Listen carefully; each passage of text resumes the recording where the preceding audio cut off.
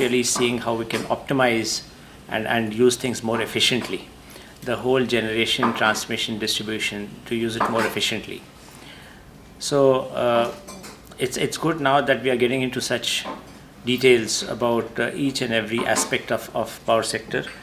We are getting into smart grids, which is there in is there in everything: generation, transmission, distribution. There are power markets. Now, when renewable generation came in a big way with wind and solar. In CRC, we took out the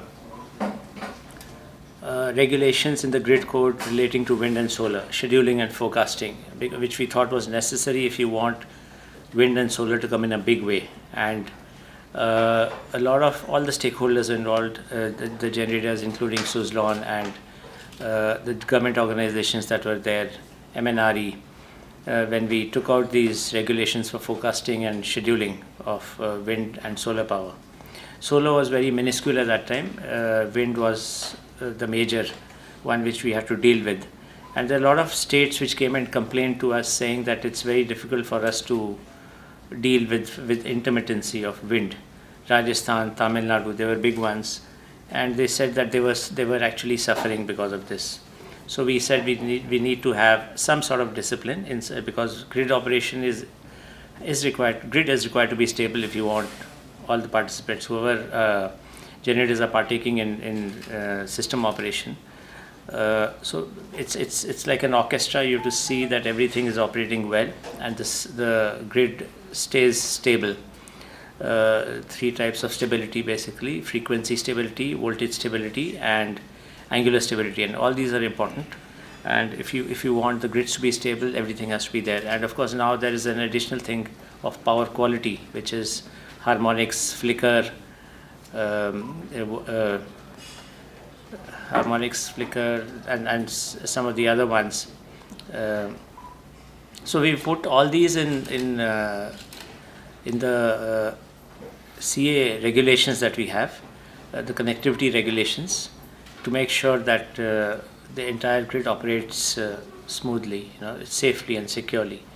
So our regulations are at par with the best in the world. And in fact, when we put these thing for scheduling, forecasting of wind in our grid code, I think it was we were almost a pioneer because none of the other countries were doing it. But we wanted to do it because we did think that it would come in a big way, and states were already complaining about this. So we put these. Now, of course, the targets of wind and solar both have been increased drastically after the new government came. And a lot of people were thinking that whether this would actually be possible or not. But there's firmness right from the top, from the Prime Minister's office right to the bottom, and things are happening. Modi ji, as Chief Minister in Gujarat also, he brought up a solar park in Charanka, which was the largest in Asia that time. And that time the National Solar Mission in India itself was not created. It was even before that. So he's got a great vision, and the same thing he's now doing for India. So I think all this will actually come through when you have vision right from the top. So now how to deal with wind and solar, that's our major concern, because both are intermittent. Solar is more predictable, but it'll go down, after the sun goes down, then you have zero generation, whereas wind continues after that. Fortunately, in India, we have both offset a little bit because solar peaks during around 12 p.m., 12 in the afternoon, whereas wind peaks around 4 p.m. on an all India basis. So there's some sort of diversity in generation between the two. But now you are going into a specific aspect of wind generation, which is again very good, as I said, because you're getting into how to optimize wind generation from wind farms. In addition to what we are already doing in many other things about how to optimize system operation. Smart grid, of course, is an outcome of one of the reasons is to have this intermittent generation and how to deal with the variability. So there are a lot of methods of doing it, and it's not that we don't know. We know about all that. It's just that it just takes some time to implement, because smart meters are to come where there will be demand response, which means that you can consumers, including residential, will have the option of two types of electric supply. One will be reliable electric supply, which means about maybe 95% or 97% reliability of power that will always be available, whereas then the other one would be an interruptible supply of power, which would be priced lower, and that could have a reliability of 70%. So it's for the people to decide if they want to don't mind interruption in power for some time, to the extent of, reliability to the extent of 70%. Then they can pay a lower tariff and avail that. So some people could actually have, and both types of supplies could also be provided in the same house. So you could have one meter which is these are all actually demand responses through. In the smart meters you have a remote connect disconnect. It's like a switch inside the meter that goes off by its, it can be controlled from the distribution company control room, depending on availability of power in the grid. So if you have sudden fluctuation of wind and you have a reduction of wind power on an alternate basis, then your amount of power in the grid reduces.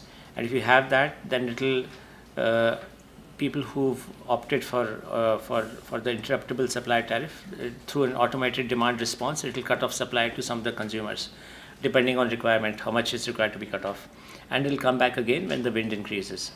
So it's these are all very involved things, and these are also implemented in some places in the US to some extent, but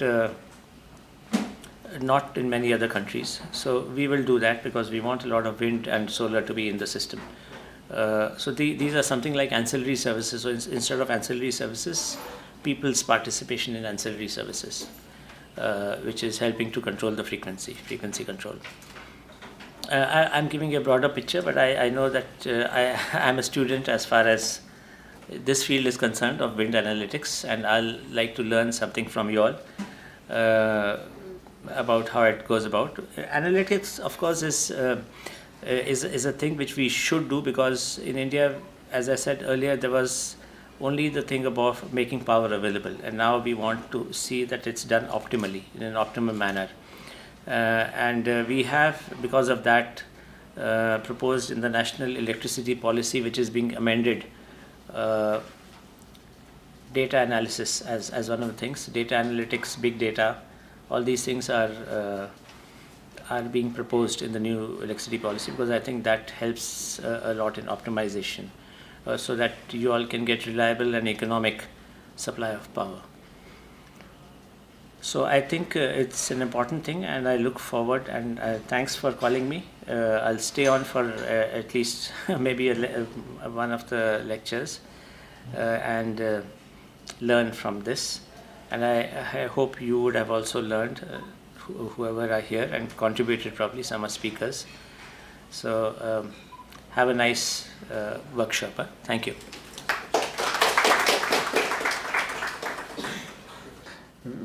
We are in fact honored, and we very much appreciate that the top man of the power sector is with us, and some of the things about wind energy he's happy to hear, and we also learned something about interesting things that are going to happen about this uninterrupted power supply, and these options which are there.